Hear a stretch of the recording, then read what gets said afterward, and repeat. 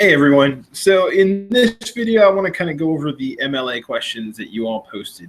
Again, these are great questions. Thank you very much for posting them all. There are a lot of good things to think about as you're working on incorporating sources into your paper. So as with the research video, I've kind of broken these down into different categories. There's a few more categories here, so I'll kind of move through each one. So to pick up on the thread from the research video, so a couple of you asked about doing interviews or citing interviews. So first off, the general kind of answer to any of these questions is to check the MLA section in your textbook and check the Purdue OWL, because they have the MLA citation format for how to do all of these. So that being said, when you do an interview, you can, again, that anybody who makes sense, right? They should be either an expert or have experience in the field or with the issue if you're doing it yourself. But you can do a personal interview. Mostly it's just you provide the name of the person you're interviewing, the date the interview occurred, and the format through which the interview occurred. So whether it was kind of a personal interview, phone interview, email interview, something like that, video interview, whatever. So you do need to cite the interview in your paper, obviously, if you've interviewed somebody, so that needs to be done. So the question that kind of answers Max's question. So Christian's question about how do you do that? So or how do you cite an interview conducted by somebody else? So so what you would do anytime you have a source in a secondary source and another source that you want to cite. So let's say the original author is Smith, and they're citing Johnson, and you want to cite Johnson, but you can't get the original article or it's an interview. So what you do is in your in-text citation, you introduce the original author. So you say, according to Johnson, here's the quote, here's the information. And then in your in-text citation, what you put in parentheses is QTD period in and then Smith. What QTD is just an abbreviation of quoted, and basically what you're saying is quoted in Smith. So you're saying Johnson is the source you're citing, you found this in Smith, so you quoted it from that original source. So so that's what you should do if you have an interview from a secondary source, and so somebody else is conducting the interview. You can do that. So you're welcome to use interviews, obviously, if they're people in the field, right? They're great resources. So just remember, again, that they give you the perspective of an individual. And also keep in mind the interview questions either you're asking or that's being asked by the interviewer, because questions can be tailored for specific responses. So, okay. The next set of questions on citing sources in text. So things like that. I'm going to kind of go through those. There's a few more of those. So Christina asked, in-text citations are required in the case of a multi-line paraphrase of a source's content. Is it better to place an in-text citation after each line or after the entire paraphrase section? So that's a good question. First off, you shouldn't generally have a multi-line paraphrase in a paragraph. So if you notice 3 or 4 of your sentences are from another source, that's an indication that you're using too much of that source, and that's not enough of your own voice in the paper. What you can do in looking back on the chapter of using sources is you can summarize. So if there's a lot of things you want to say, you can condense that down to a sentence or two and then provide that as a summary. If you're going to paraphrase, again, it should probably be a sentence, maybe 2, because when you paraphrase, you're taking one specific fact or piece of information and just putting it in your own words. So it's now, let's say you need to bring in 2 sentences. That's fine. You should probably, unless they're back to back, you should probably cite each sentence. You should always have between your signal phrase at the beginning of the sentence and the citation, it should always be clear where your information is coming from. So James Lee asked, if there are multiple contributors, how should they be cited? Is there a particular order? So if you have a source with 2, 3, or 4 or more authors, what you do is you list the authors as they are listed in the original source. So however the authors are presented, whoever the lead author is, you list them as that. Now, if you have 2 or 3 authors, you write all of the last names out in both your in-text and citation and on your works cited page.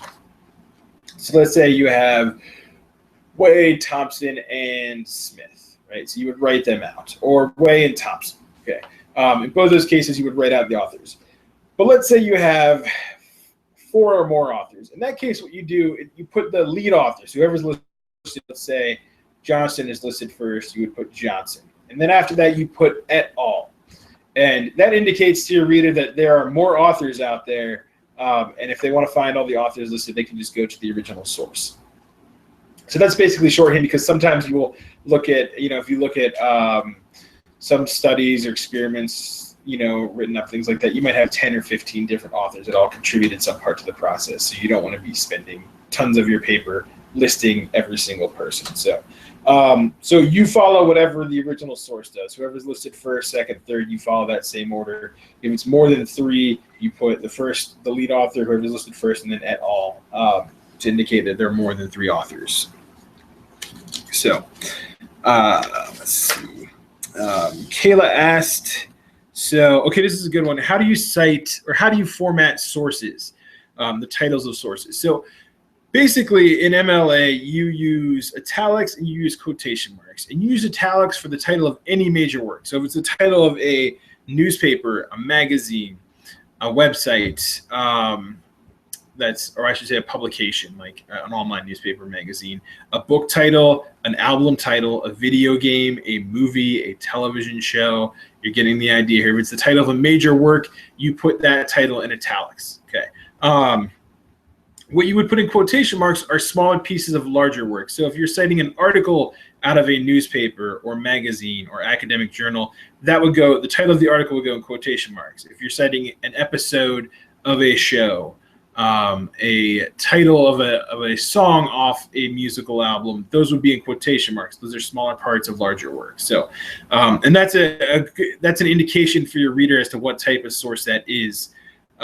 You shouldn't. So italics and underlines are actually kind of used to be interchangeable, and the style, because it looks a whole lot nicer, I think mostly, is that now you do italics for the titles of major works. So that's a great question. So what also comes up sometimes is, so what if you encounter a brand name? So like the iPad or Apple or McDonald's.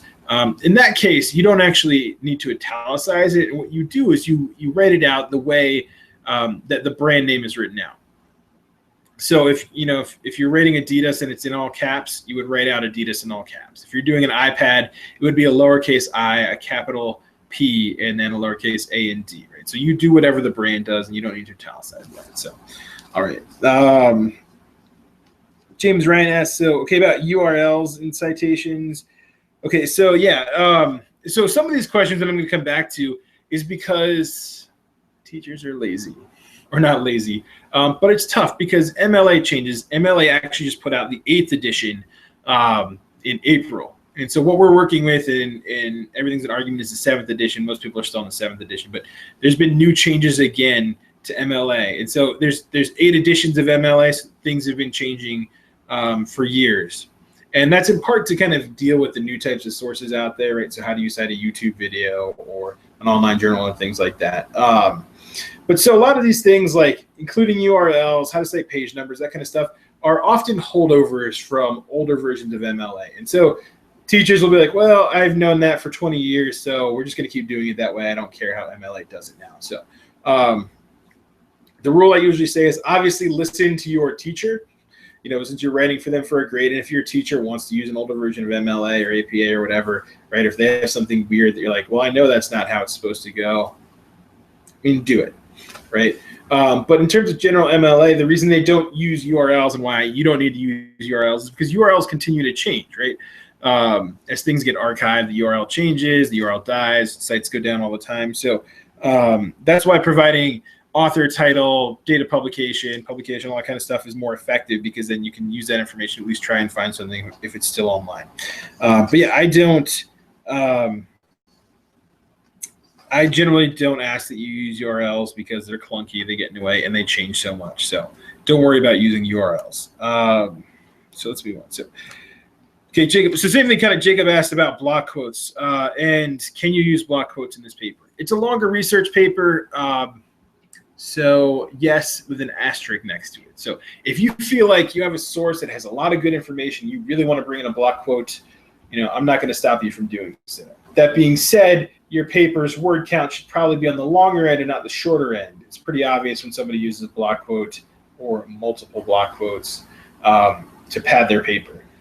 And don't be the person whose paper is sentence, block quote, sentence, paragraph, sentence, block quote, sentence, paragraph for 6 or 7 paragraphs, because I've seen that many times. You're going to fail. That's plagiarism. Don't do it. But so it kind of depends. So the thing too, and I'll come back and talk about it a little bit more interestingly with direct quotes, is that it's up to you, but it needs to make sense, right? Don't use a block quote just to say, hey, I need some space to fill, or hey, this kind of sounds like it's important. You're really saying this is a large piece of information that is very important to my argument, so that's why I've chosen to include the entire block quote in the paper. So, so yes, for this paper, 1, not more than 1. We'll leave it there.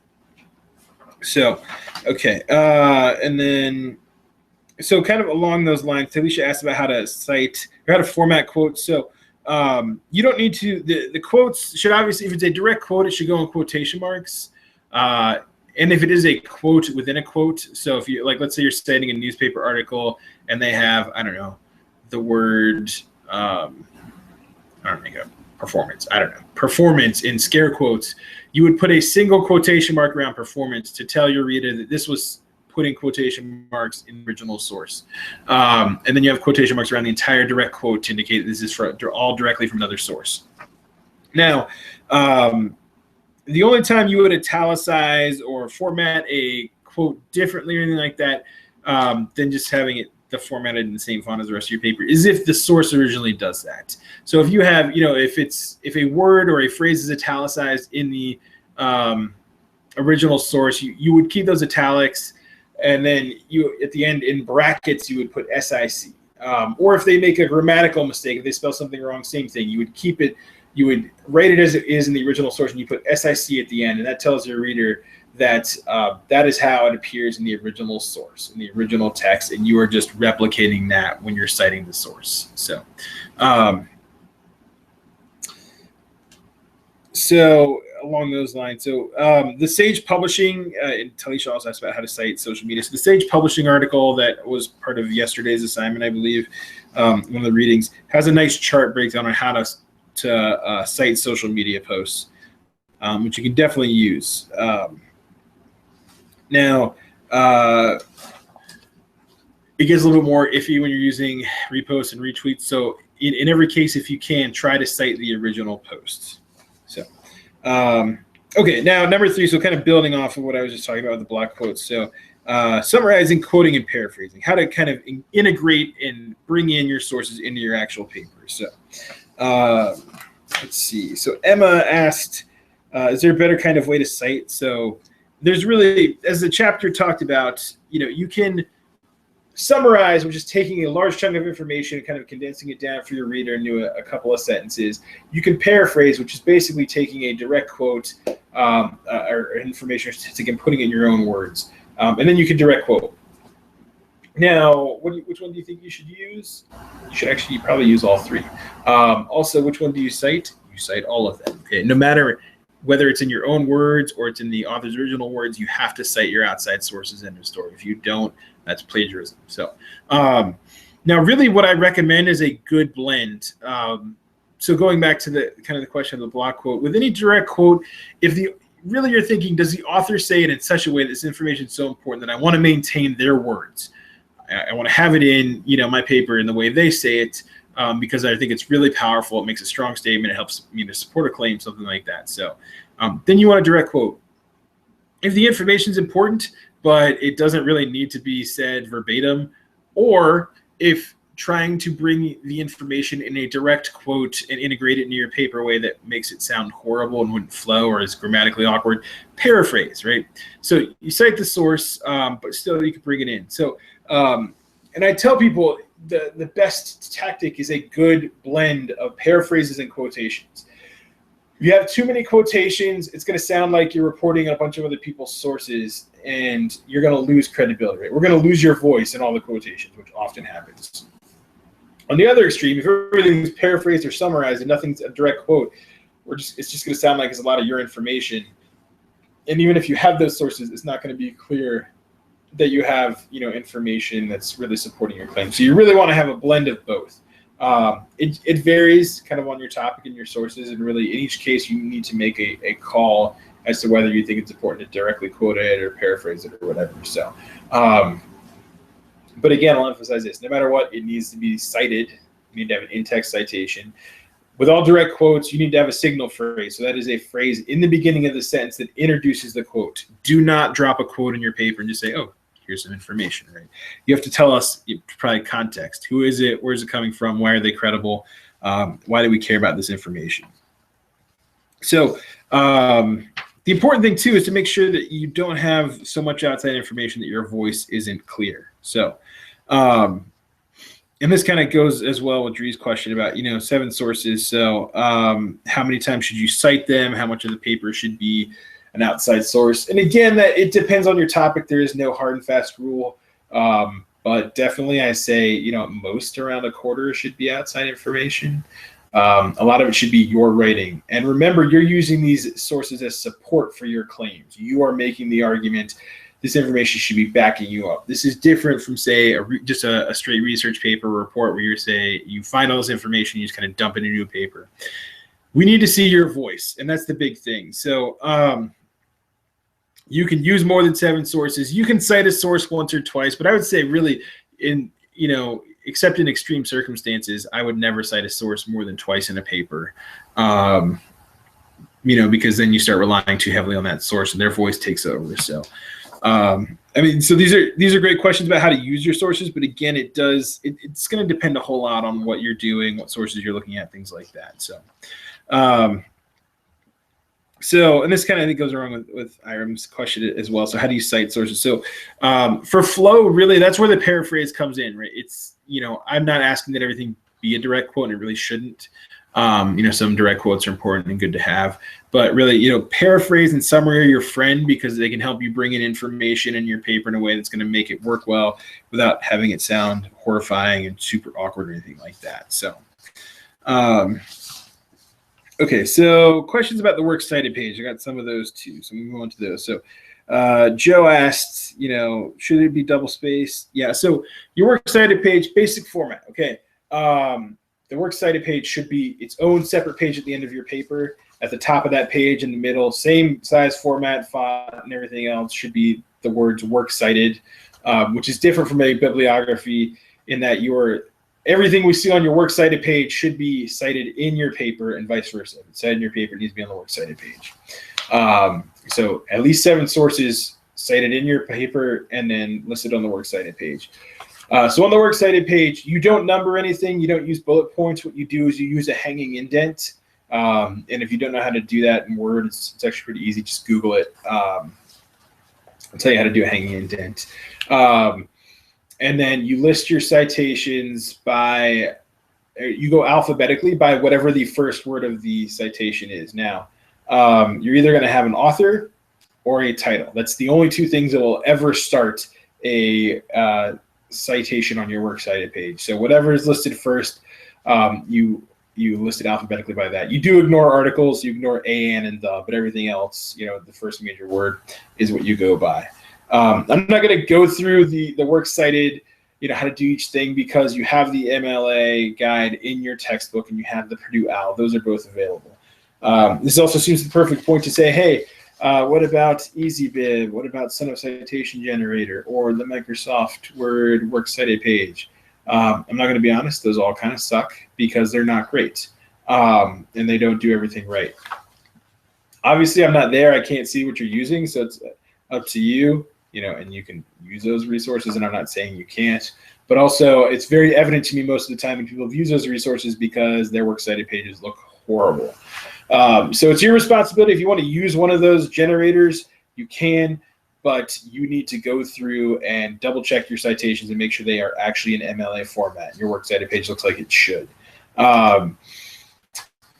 The nice thing about Academic Search Premier, going back to that as a research database, is it generates an MLA citation for you. Format it correctly, you can just cut and paste it and make sure it's got a hanging indent, double space, and everything. It's good to go. But that's one of the best things I recommend. So if you want to use a generator, you can, but make sure that you double check before you do so.